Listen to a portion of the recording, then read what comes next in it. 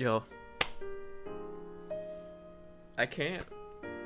I can't.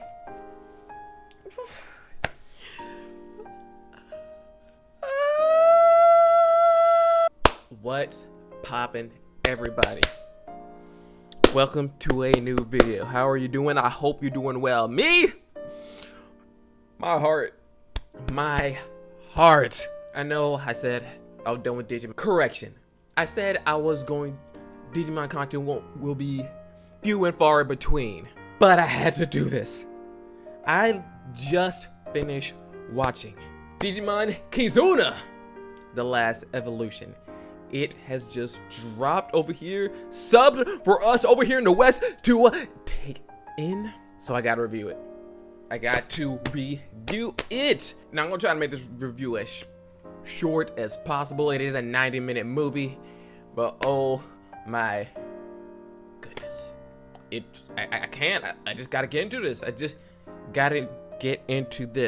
if you're amped, hey, turn for the hate video. Squat up on that like button. Let's shoot. You know what?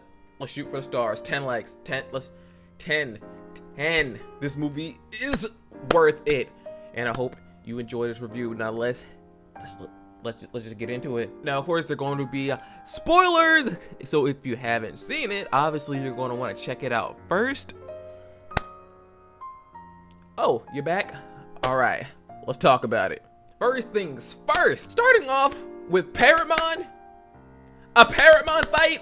This movie did so much. This movie did a heck of a lot of callbacks, mainly to the first Digimon movie. So that fight with Paramon in the beginning, and especially bringing in Greymon so we can get that back and forth fight from 1999 to 2020. Come on now.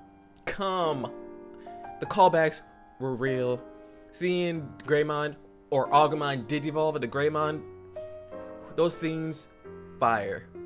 Absolutely fantastic. They showed TK and Kari in the beginning. Come on now. Now, I am a little bit disappointed. I thought we were going to get some closure with those two, seeing that this is the last. And there's no official epilogue. Maybe Digimon Adventure will give us something. But let's get back to the actual story. So essentially, the plot of the movie. Digidestined from all around the world have been mysteriously collapsing, with their Digimon partners as well just vanishing into thin air. This caught the attention of Izzy, our resident boy genius and president of his own technological conglomerate. And seeing as he has a database of all the Digidestined in the world, of course he would be on that radar. Now, in come two individuals, Manoa Bellucci and what's homie's name? Kiyotaro Imura, who come from New York in order to give it a little bit of insight on this vanishing comatose scenario. Turns out all the doing of a Digimon known as Aelsmon, who actually digitized the consciousness of the Digidestined and steal them. Obviously, our new grown Digidestined team decided we ain't having that. So we're going in, we're taking down Aelsmon, we're getting the memories back. Bam, bam, boom, realest dudes in the room. Fast forward, they go up, confront Aelsmon, and another callback to the first movie, going into them shoots to go ahead and take on Diaboromon. I see you. Act like I don't see you. I see you. And everything was going smooth until Aelsmon decided to Digivolve. Lo and behold, Omnimon gotta come back in here. It's not a Digimon movie without Omnimon. Come on now. Omnimon always gotta show he always got a stick and sword in other people's business. And Omnimon was giving that work. He was giving that bam, bam, bam. He was giving that slice. Yeah. But out of nowhere, Omnimon froze when he's about to lay that transcendent sword business. Turns and Omnimon just defused out of nowhere. Mano Saws was just like, come here. I got some bad news for you. Turns out, and this was confirmed by Genai, as your Digidestined get older, their Digimon get progressively weaker, mainly due to that bond growing weaker as well. Long story short, once the Digidestined grows up, they will be separated from their partner Digimon, and their Digimon will vanish forever. Pretty hard news coming from these peoples. But obviously, being the go-getters that they are, they were like, nah, we gonna end this. I ain't getting separated from them. Them's my homies. We gonna be together forever. Obviously, this news was hard for our friends, and Matt, being the suspicious guy that he is, he decided to take matters into his own hand and started doing a little research. He called upon Davis, Lee, Ken, all of them, as they were in America at the time. He decided to get them, do a little bit of research on Manoa and Imura. Come to find out, Manoa was a Digidestined as well, who had her own Digimon, Morphemon. And when she was 14, her Morphemon got separated from her. It felt a little bit weird to me, because she was that grown at 14, where we have early 20s, Matt and Ty still having their Digimon, but Manoa's a special case. She got a PhD. She grew up early. After a little bit of analysis, it turns out that Eosmon was actually a Digimon created by Manoa, and that Imura was actually an FBI agent assigned to take down Manoa. She lied to them. Well, she didn't lie. She lied. She didn't lie. It's true the Digimon gonna be taken away. She didn't tell him that she made Eosmon, and she didn't tell him she was responsible for checking their memories. Either way, Manoa is a criminal mastermind who needs to be stopped. But Manoa, she's a crafty one. She went into the digital world knowing that Ty and Matt are on a tight time crunch. That didn't stop them.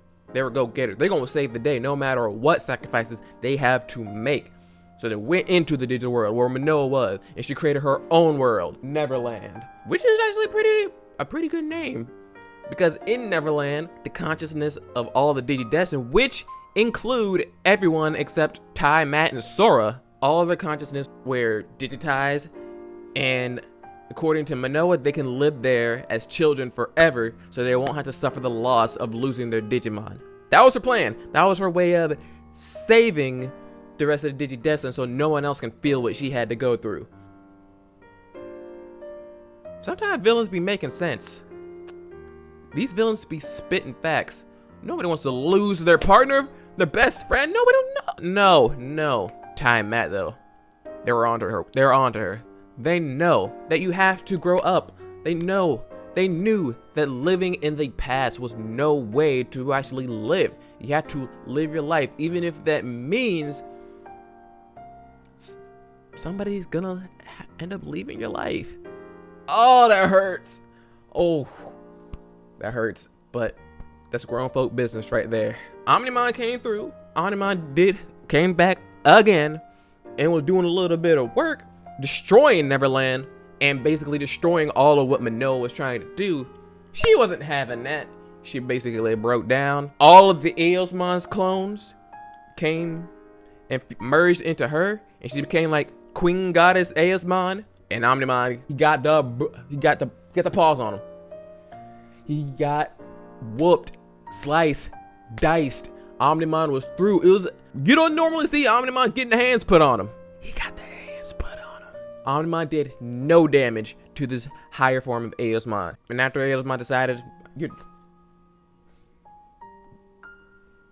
they just got blown back and reverted back to Agumon and Goblimon. But before Eosmon can destroy and do what she did best, another callback that they literally posted a scene from the movie, from the first movie, the whistle scene, waking everybody up out of their trance, out of their young consciousness, so they can all grow back up again. Lo and behold, after all of that, they decided they're going to be together, even to the end. What do we get? Agumon and Goblimon's final Digivolution. There's no official name for them. According to Wikimon, it says Agumon, Yuki's Kizuna, or Agumon Bond of Courage, and Goblimon Bond of Friendship. They look so clean, bruh. I did my best not to look at any of the Digimon when news was coming out. I actively avoided seeing them. And though I did see their silhouettes, I just like, nope, don't, no, I don't want to see it. I don't want to see it. I want to wait till the movie. And the movie came out. Oh my goodness. Come on now. Come on now. You can't tell me they don't look clean. They were able to lay waste to Neverland. They were able to knock Manoa back to her senses, saying that she will be saved. She has to grow up. She needs to be an adult. She can do this. She has to atone for her actions. Bruh, no use living in the past. Your fate is not preordained, cuz you take hold of your future. And boom, the day is saved. But the movie's not over. They had to leave us with the gut wrencher. Tai, Agumon, Matt, and Gabumon. They're on their last bit of time left. And they were just having a regular conversation, even knowing that it wasn't gonna last. I'm sorry. Let me get it together. Get it together. When asked what they're gonna do tomorrow, they just looked over and their partners were gone. I cried actual tears. No lie. I cried grown man tears. You can't tell me that scene wasn't gut-wrenching. Those two cried. Oh, it hurts. It hurts. The feels were real. I enjoyed it. I enjoyed it. 10 out of 10. Nice way to end an entire saga starting in 1999. That's the way to end it. It's a good way to end it. See, as we grew up, they grew up, and we're all moving towards the future. My one gripe about the movie: Sora was absolutely useless. They could have taken her out the movie. She did nothing. When they showed her, Biyamon asked, "What are you gonna do, sir?" Sora she literally said she decided not to fight. Why put Sora in this movie if she did absolutely nothing? She wasn't in Neverland. She didn't help Matt and Tai with their fight. All she said in the end was, "I believe in you." Adventure Sora, trash. Get her out of there. Absolutely trash. Everyone else at least did something. Everyone else actually fought. You can see them fighting. So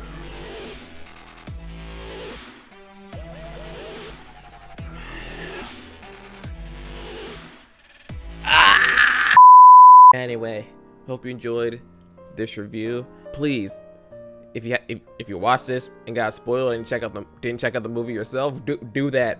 Do that. It is great fire. And I'll see you in the next video. I don't really have anything else to say except this movie touched me in my feels, and I had to do this. I had to get this video out there for you guys. So thank you. Hope you enjoyed, and I'll catch you guys on the flip side of the next video. Bye.